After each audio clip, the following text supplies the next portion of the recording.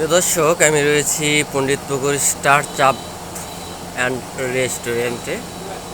এখানে প্রতিদিন বিভিন্ন ধরনের খাবার আইটেম তৈরি হয়।